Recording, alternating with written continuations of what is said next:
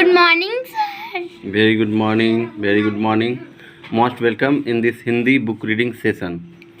Now you watch and listen to learn correct pronunciation and rhythm of Hindi language. The heading of this story is चिड़ियों की चिंता। जंगल में बरगद का एक ऊंचा पेड़ था। उसमें गौरैया, कोयल, तोता, मैना, बुलबुल जैसी बहुत सी चिड़ियाँ रहती थीं। उनमें एक बूढ़ा कौवा भी रहता था। वह बहुत सी बातें जानता था।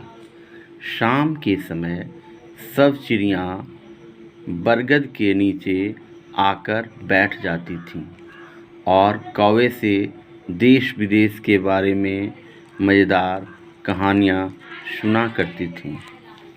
इनमें गरुड़ भी था। वह बड़े चाव से कहानियाँ सुना करता था और बीच बीच में कौवे से तरह तरह की प्रश्न भी पूछा करता था।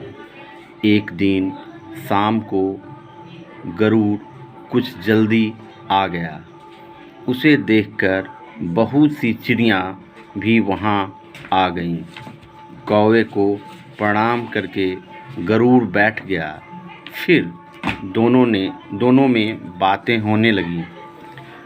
अब आप गौर करके सुने कौवा क्या कहता है। कौवा कहता है, कहिए गरुड़ जी, आज आप कैसे जल्दी आ गए? गरुड़ कहते हैं, चिड़ियों की बहुत गंभीर चिंता के बारे में आपको बताना चाहता हूँ। कौवा कहता है, क्या बात है? आखिर चिड़ियों को किस बात की चिंता है? तो गरुड़ कहते हैं, इधर आते समय मैंने देखा कि बहुत सी चिड़ियाँ बातें कर रही थीं। मनुष्य कितना क्रूर बन गया है। वह पेड़ पौधों को काटता जा रहा है। इन पेड़ पौधों में ही तो हम रहने के लिए अपने घोंसले बनाते हैं। घोंसले मीन्स नेस्ट। कौवा आपने उन्हें बताया होता कि वे दूसरे पेड़ों पर अपने घोंसले बना लें। गरुड़ कहते हैं, उन्हें कैसे विश्वास हो कि उनके घोंसलों वाले पेड़ नहीं कटेंगे? तो कौवा कहता है, खेती के लिए अधिक भूमि चाहिए, इसलिए मनुष्य जंगलों को काटकर उन्हें खेतों में बदल रहा है। गरुड़ कहते हैं, आदमी पहले भी थे और आज भी हैं, फिर खेती के लिए जंगलों को काटने की आवश्यकता क्यों हुई? तो कौवा कहता है, इसका कारण तो मनुष्य की संख्या में लगातार वृद्धि होना है, यानी जनसंख्या वृद्धि है। अब उन्हें बढ़ी हुई आबादी के लिए अधिक अनाज चाहिए, इसलिए खेत भी अधिक चाहिए। क्या चाहिए?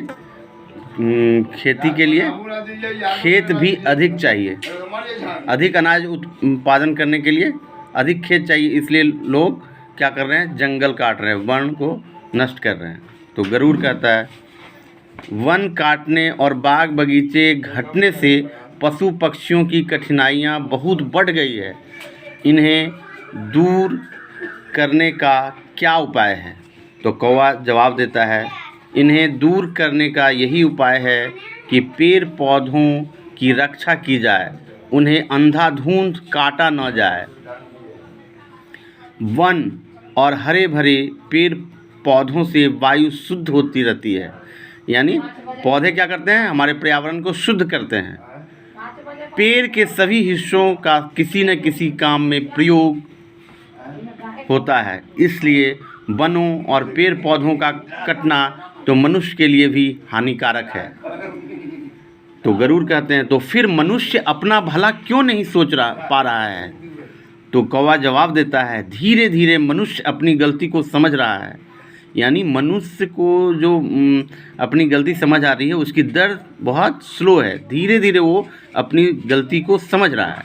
इसलिए पेड़ पौधों को लगाकर हरियाली बढ़ाने पर जोर दिया जा रहा है। तो गरुड़ कहते हैं तब तो बेचारी चिड़ियों को बताऊंगा कि अब पशु पक्षियों का जीवन भी सुखमय हो जाएगा। तो कौवा कहता है आपका सोचना सही है, संसार के सभी प्राणियों में मनुष्य सबसे अधिक समझदार होता है। तो मनुष्य क्या है? सबसे अधिक समझदार प्राणी है।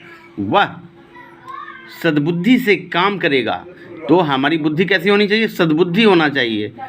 और हमें सात्विक होंगे हम, तभी हमारी बुद्धि सद्बुद्धि होगी। हमारी जो अभी बुद्धि है वो सद्बुद्धि है कि नहीं, इसे हमें जांचने के लिए हमें सदोगुण में आना होगा। वह वन और बाग बगीचे बढ़ाएगा, इसी में उसकी और दूसरे प्राणियों की भलाई है।